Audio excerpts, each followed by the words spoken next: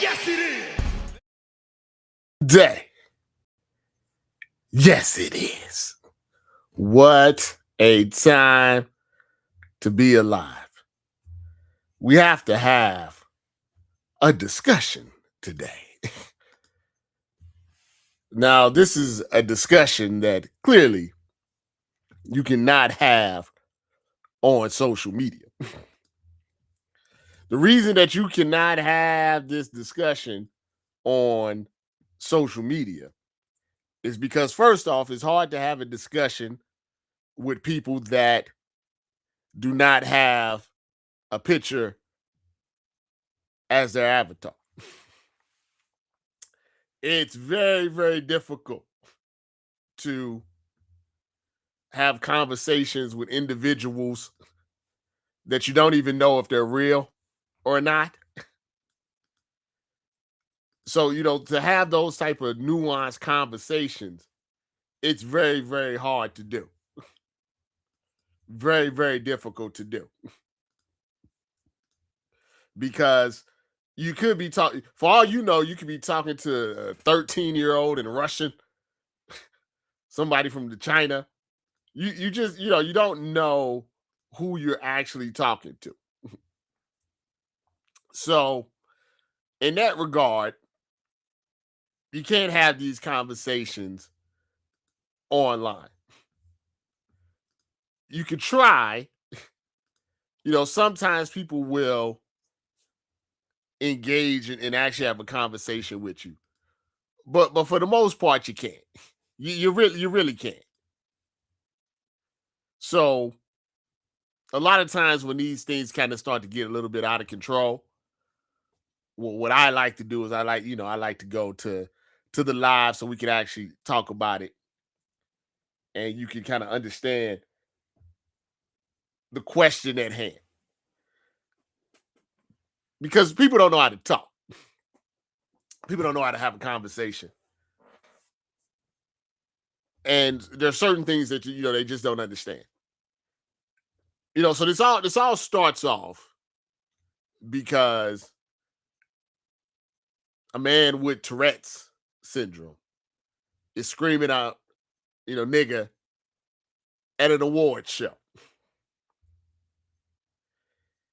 And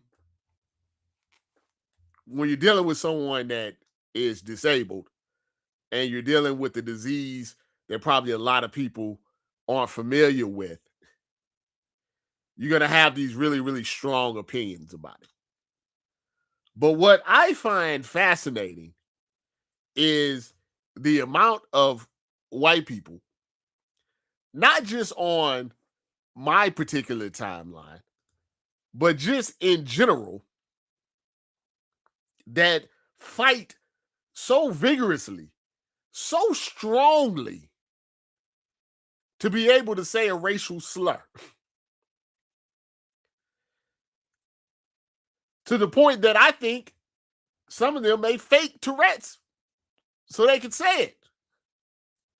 And the rationalization of why they want to say it is some of the most asinine things that you've ever heard in your life. First off, I do understand how that disease works. Essentially, you don't have a filter. Whatever your brain thinks, your mouth says. I believe that the gentleman, Mr. Davidson, said he once got assaulted because he said something to a woman and the boyfriend or the husband, got upset. And he got beaten down because whatever his brain thought, his mouth said. Now, the issue, of course, with that is you don't have any control over it. That's understandable, right? But somewhere in there, the word has to exist. And our minds, if we're being honest, every time we see things, we're taking things in. And they're not necessarily good things. When we see certain people, we see certain situations, there's a lot of stuff that goes on in our head that never comes out of our mouth. But it has to be in there. And one of the craziest justifications of why it's in there is white people saying, well, black people say it all the time. It's in the music, it's in the TV, it's in the movies. So if you guys didn't say it, he wouldn't have known it, and he wouldn't have been screaming it out. Which is crazy, right? If you think about it. It's really crazy. And I would like a white person to really explain it to me why it matters so much to you. My only thought, and I am a man of reason, is that some white people are upset that they cannot degrade black people in public like they were able to do for 150, almost 200 years. They want to be, that's why they like Trump. That's why Trump is in office. He's in office because it gives white people that have a superiority complex the confidence to talk down to people they don't like. Other white people, minorities, black people, disabled people, don't matter. They walk around with their chest out because of it. Because I have all type of friends, right? Never in my life have I woke up and said, oh, my Asian friends are talking among themselves and are calling each other whatever type of names. And I would like to do that too. I never, like, I remember I was watching, like when I was young, watching Eddie Murphy Raw, talking about the Italians. I never said I want to go find a bunch of Italians and call them a bunch of slurs. Not at one point in my life have I ever said, you know something, I'm going to fight. I'm going to argue. I'm going to debate why I should be able to call an Asian person a slur. Like, it just is not normal thinking. And what you do within your own culture does not mean that it's allowed for other people to say. Context is important. I call it the big brother, little brother syndrome. You can do all of these other things to your little brother. You can beat up your little brother. You can call him all type of names. You can call him a loser. You can do all of this other stuff. But if anybody messes with your little brother, you beat their ass. So why? And it's not here's the thing, and it's not to say, I have white people say, well, they call me, the crackers and all this. What people call white people are food brands. I can go outside, or I can go to my pantry and say, I would like a cracker. I can't go to my pantry and say a slur about an Asian person and be like, I want some chips. It doesn't work like that. Why? Why is it so important? And here's the other thing. Here's the thing that really grinds my gears. Some white people love to tell you what you should be doing in your own culture. Well, if you guys did, and look, I'm not even a proponent of anybody saying it, but how are you? You're not in my culture. How you gonna tell me what I should do in my own culture? And the reason why it is so grinding of the gears is because if you tell them to do something, they lose their mind. And I've seen it in real life. I was in Cabo, Mexico, their country. And I was at the pool, getting the sun. A white lady was there, and the guy came, and he was taking a drink order. He knew a little English, not a lot, enough to take a drink order. And I saw this white lady in Mexico, in their country, in Cabo, say they need to learn how to speak English. In Mexico. You in this country, And I've seen it in other places. I've been to other places. Americans, specifically white Americans, are the only people that will go to another country and complain that the other country doesn't know their language or their customs or whatever it may be.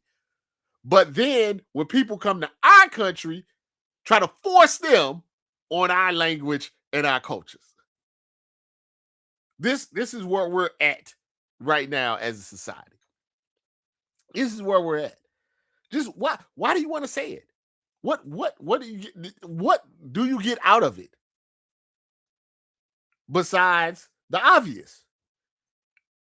You want to say it because you know it's a hateful word when it comes from your mouth. You know it's not a good place when it comes from your mouth. You know it's degrading when it comes from your mouth, and that's what you want to do. You know that words, people, the English language, people act at times that they don't have a good grasp of the English language. And maybe some people do, but maybe some people don't. But people know the context. It's different if I'm at the mall, at the store, and I see my boy, and I say, man, my nigga. And then if I'm at the same mall and I'm at the store, and the sales lady says, look at that nigga over there. You know it's a difference. Stop fronting like the great pumpkin. You know the difference. You can't just tell people what to do with their own culture. You cannot. You just cannot do it. You cannot tell people what to do with their own culture because you don't want that to be done to you. They told white people, listen, people are dying. We just need you to do one little thing for us. A very, very, very small thing. The only thing you need to do for us is take this little bitty cloth mask and put it over your nose and your mouth. We'd really appreciate that. It may help, stop the spread. And what did they do? They stormed the Capitol. They tried to overthrow the government because of stuff like this. You tell them to do one tiny thing and they lose it. You tell a white person, hey, maybe don't say that. Maybe don't act like that. They will lose. What? You can't tell me what to do. You can't. But they're really good at telling you what to do. You need to speak like this. You need to be like that. And when crimes are committed against people of color, they have a lot of what you should have been doing. Or you should have complied, or you should have been this, or you were drinking there, or he was high, or he was a thug, or he was. They got a lot of stuff to say. But when the crimes are being committed on their side, well, that's fake news. That's fake news. That's fake news. Don't be like that, white people. My Caucasian brothers and sisters. This is not a fight as you want. The man got Tourette's. He should still apologize. There's nothing wrong with apologizing. Hey, man, I gotta, that's what was messed up to me. There was more sympathy, more empathy for him than the two men of color that were up there that had to hear that. We're just supposed to take it. See, black people in this country are a punching bag to everybody else. We're supposed to be docile. We're supposed to just take everything, no matter what's thrown up, we shall overcome. We're supposed to be everything, protest. They can protest and literally try to overthrow the government, no big deal, get pardoned. We can protest, and all of a sudden, we getting shot at. They bringing in the National Guard. They're trying to kill us. And I say this, and I mean this with all my heart. And if you know Any black people, you know this is true. You know Rob has never lied to you. Rob has never lied to you. Black people never wanted anything extra. We don't need anything extra. The only thing black people ever wanted was just really to be left alone and be treated on an equal playing field. That's it. It's not a lot to ask for.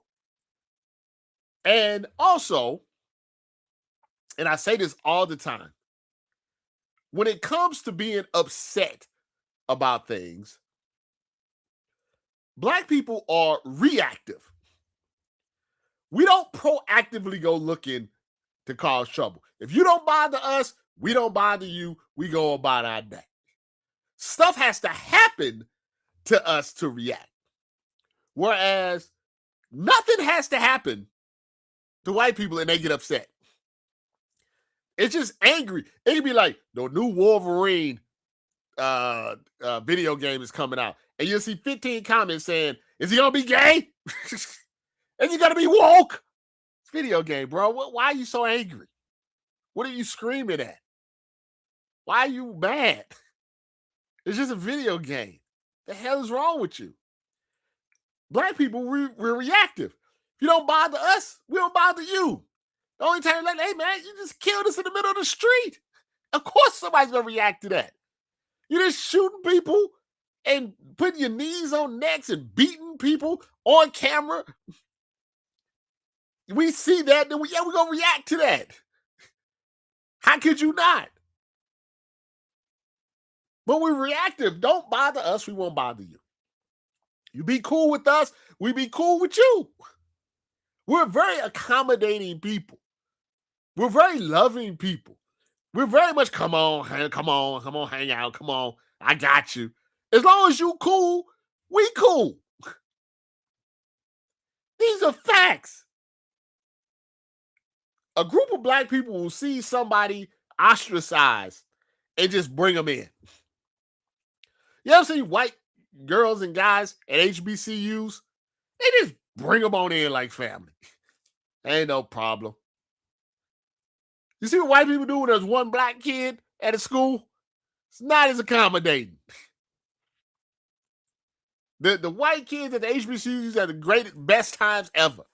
We just bring them in like family. These are facts. These are facts. Why would I lie to you? Don't be like that. Stop arguing the fact. It should not even be an argument. This should be a very simple situation. I understand he has a disease. It's a terrible disease. He was wrong. He should apologize. Move on. That's it. And here's the thing. I'm sure he even said it himself. I feel myself. I always had to apologize. I have to let people know what I'm dealing with when I'm talking crazy or whatever. It's all right. That's all they had to do. Shouldn't have been a big deal. Say, oh man, this guy has Tourette's and screaming out nigga. Oh, I'm sorry, Michael B. Jordan. I'm sorry. I'm sorry. It's my disease. I can't control it at times. It was in my head. It came out. I apologize. I messed up your moment. Hopefully you can forgive me. Simple as that. Easy breezy. People are not unsympathetic. It's just what frustrates people is when you try to reframe it. Like, oh, well, who cares? Who cares? No, we care. We care. When you've been demeaned for 150 years, you care. Because we know the context. We care. You should care. If you had kids and someone came up and demeaned your kids, you would care. Or your lady, or your mom, or your grandma, or whatever. You would care. I don't understand. This is not even on the title or anything. But that U.S. hockey situation, oh man, it reminds me of it's like Bad Bunny in reverse. It's like nothing these days can just be as like you used to be able to just I'm gonna watch the Super Bowl. Nobody cared about. I mean, you cared about the halftime show, but it wasn't like a political thing. It's like, was it trash or not? It was jokes. Now you got the Olympics. The Olympics is turning. He's got is turned into this big old thing. Like you can't enjoy anything anymore. So it's like you're on. If you have to be on social media, and I would say if you don't have to, don't. If you don't have to, don't. Some of us have to. It's just part of the work. If you don't have to, don't. Just try to enjoy life. The person that just watched the hockey game and has not been on social media for the last 3 days, and it's like, oh, that was cool. They won the goal. That's cool. I envy that person. I also hate, you know what I hate? You know what really grinds my gears is when and I saw Kurt Herbstreit and some others say this, when they're like, "Oh, this is real Americans." Well, what are you talking about? Like, just because I don't want to be discriminated against, I don't like racist shit. I don't the Epstein list. That don't make me not a real American. You get to walk around with your dog all over the place. You don't have no idea what real Americans are dealing with. Go spend some time with your kids instead of your dog. I'm talking about these real Americans. No, no. You live here, you're a real American. You don't have to just just say and do whatever they want. Just because you like Trump don't make you a real American. You should have learned that from Hulk Hogan. KD uh, had an interesting quote about how he feels that the European wave of players that they want to try to take over the NBA was the NBA trying to whiten it up because they didn't like the black players being the faces of the NBA. So they try to hype up the Europeans. This is a couple of times he's talked about the Europeans. Even tweeted me once about what I had to say about the Europeans, and he don't like what they said about AAU ball and all this other stuff. I like some things like basketball. I think is something where you either can play or you can't. And if you can play, no matter your skin color, you're probably going to be very popular. Steph Curry is not a European. Neither is LeBron. Neither is KD. And they're probably the three most famous basketball players in the world that are still playing. James Harden has made $500 million on and off the court. I don't see it as them trying to whiten up the sport because you also have people like Giannis and SGA, which aren't American, but they are black. It's I think it's a sensitivity issue.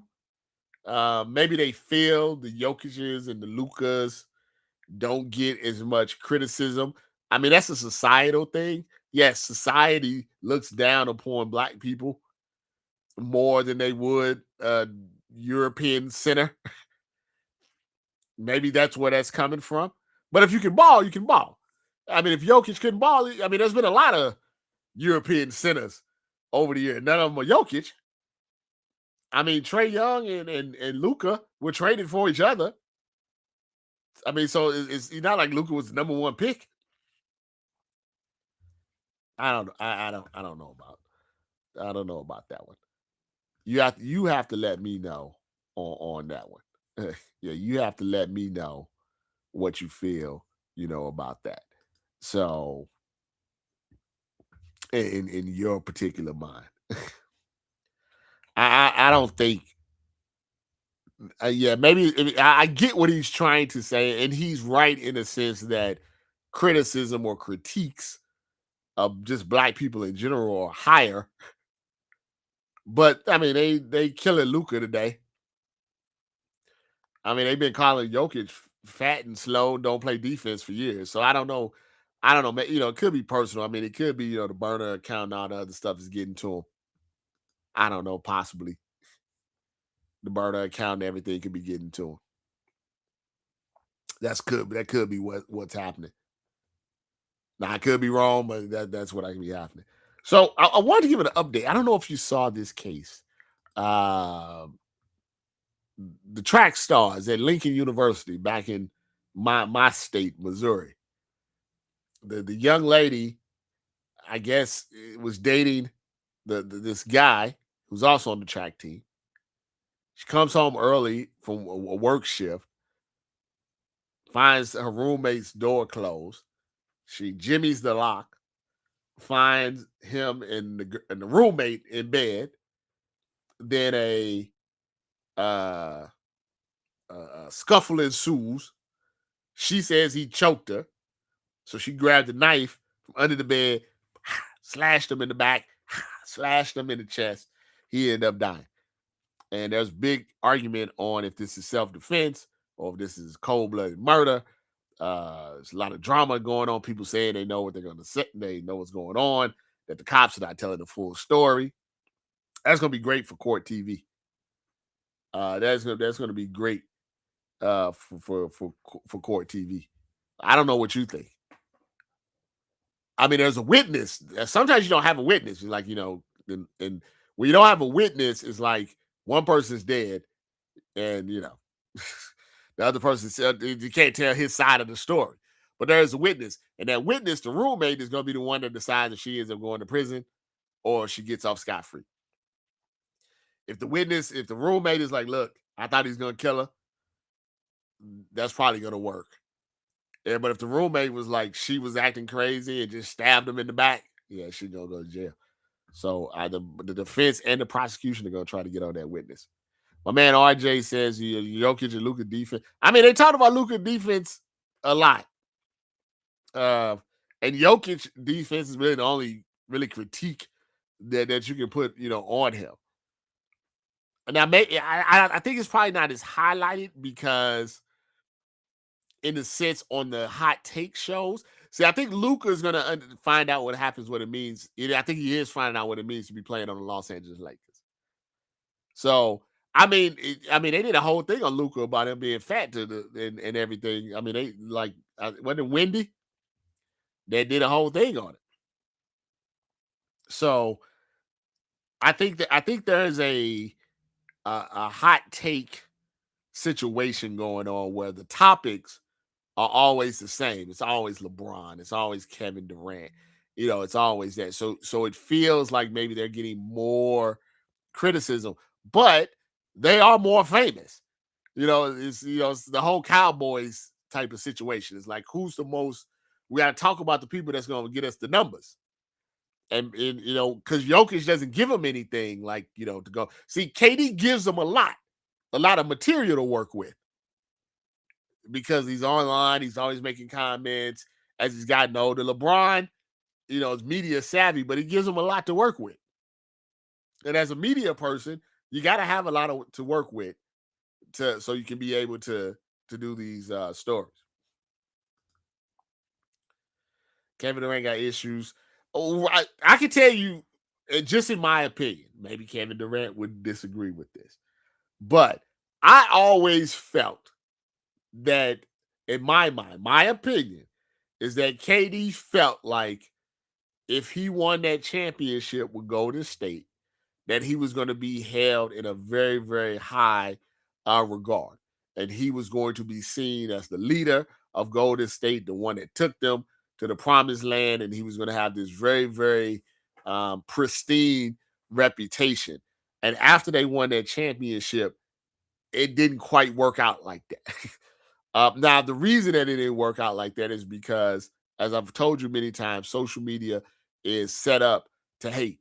It's just the way that it's just more money in it. It's just more engagement in it if you're negative than positive.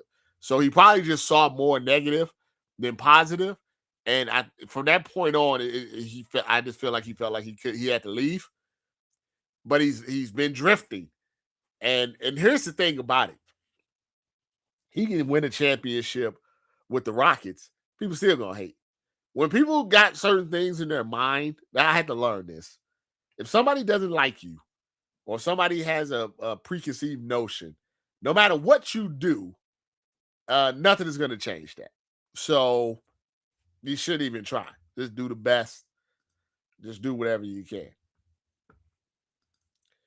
I appreciate you guys coming uh, to the live. Just had to get that, off my chest. I think last week on Monday or last Friday, I said I had some potential good news. That potential good news is still in play. That potential good news is still in play, not quite locked down right now, but it is still in play. It's in play, and I'm hoping by the end of the week, early next week, I can announce it to all of you guys, because when I do announce it, I'm definitely going to need your help. This is not going to be, it's not a one man, thing. This is going to be something where I need your help. So I appreciate you guys for listening. I appreciate all the views and all of the great stuff as well. White people, there's better things for you to argue about than being able to say the N word. Use your time to better yourself. Okay. My Caucasian brothers and sisters, this is not a battle that you should be battling. This shouldn't even be an argument. Shouldn't even be an argument. So let's refocus. Let's rededicate ourselves to things that